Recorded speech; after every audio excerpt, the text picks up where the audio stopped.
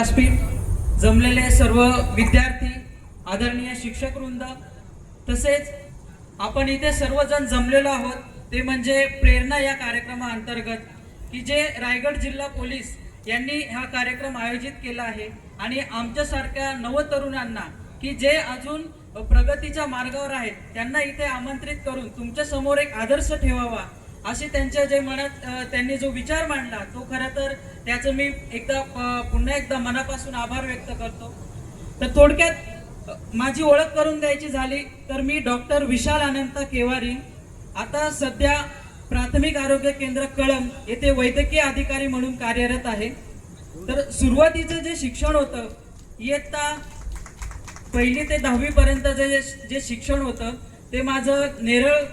विद्या विकास मंदिर येथे झालं। खरं तर म्हणजे एका खेडेगावातून, अर्थात गावाचं नाव सांगायचं खूप अभिमानाने सांगतो की गावाचं नाव मोरेवाडी, की पाथरस ज्या या ग्रामपंचायत मध्ये मोरेवाडी एक छोटंसं गाव आहे आणि या गावातून मी आलेलो आहे। खरं तर ज्या वेळेस शिक्षणाला सुरुवात केली त्यावेळेस कुठेतरी एक मनात जिद्द होती की आपण आपल्या वडिलांसारखं, म्हणजे माझे वडील हे प्राथमिक शिक्षक होते त्यामुळे जो खरा संघर्ष होता हा त्यांचा होता आणि त्यांच्याच पावलावर पाऊल ठेवून कुठेतरी मी आपल्या समाजासाठी काहीतरी म्हणजे काम करण्यासाठी इच्छुक होतो। असा प्रवास सुरू झाला। इयत्ता 1ली ते 10वी हे विद्या विकास मंदिर येथे शिक्षण झालं। त्यानंतर 11वी 12वी मी नेरळ विद्या मंदिर, अर्थात 1ली ते 12वी मी नेरळमध्ये शिक्षण घेतलं आणि त्यानंतर जो प्रवास होता इयत्ता 9वी मध्ये शिकत असताना वडिलांचं निधन झालं आणि वडिलांची अशी इच्छा होती की आपल्या मुलाने आपल्या वैद्यकीय शिक्षण घेऊन आपल्या समाजासाठी कार्य करावे अशी त्यांची एक इच्छा होती। आणि जे आपली संस्कृती आहे, म्हणजे बघा ज्या आपण रामायण ऐकतो की ज्यामध्ये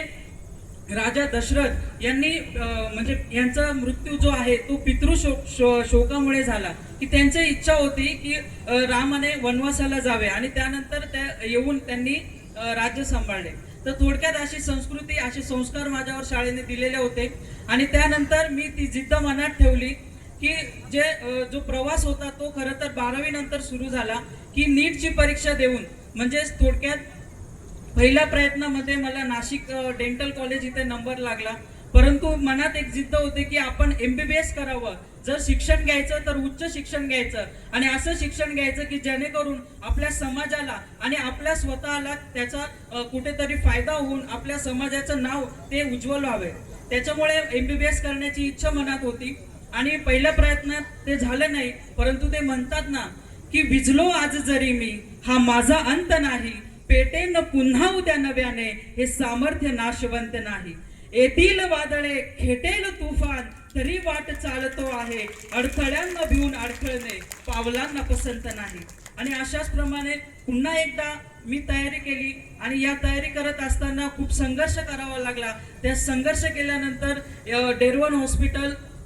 रत्नागिरी येथे MBBS ला म्हणजे माझा नंबर लागला आणि तिथे जवळजवळ 5.5 वर्ष शिक्षण मी MBBS पूर्ण केलं। ते शिक्षण घेत असताना अतिशय हलाखीची परिस्थिती, म्हणजे बघा वडील नसताना माझ्या आईने जो कष्ट करून मला शिकवलं की त्याचं एक उत्तम उदाहरण म्हणजे जर आपल्या आई वडिलांकडे शिक्षण घेण्याची, आपल्याला शिकवण्याची जर उमेद असेल तर आपला मुलगा किती पुढे जाऊ शकतो याचं एक उत्तम उदाहरण म्हणजे माझी आई, की ते जेने मला शिकवलं आणि त्याच्यानंतर हा जो संघर्ष करून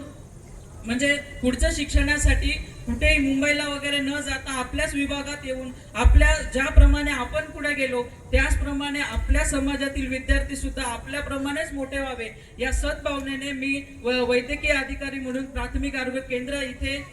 हजर झालो आणि आता सुद्धा तेथे कार्यरत आहे। की हा जो संघर्ष जो थोडक्यात सांगायचा होता याची म्हणजे पहिला हा त्यांनी मला संधी दिली याच्याबद्दल मी तुमचं मनापासून आभार मानतो।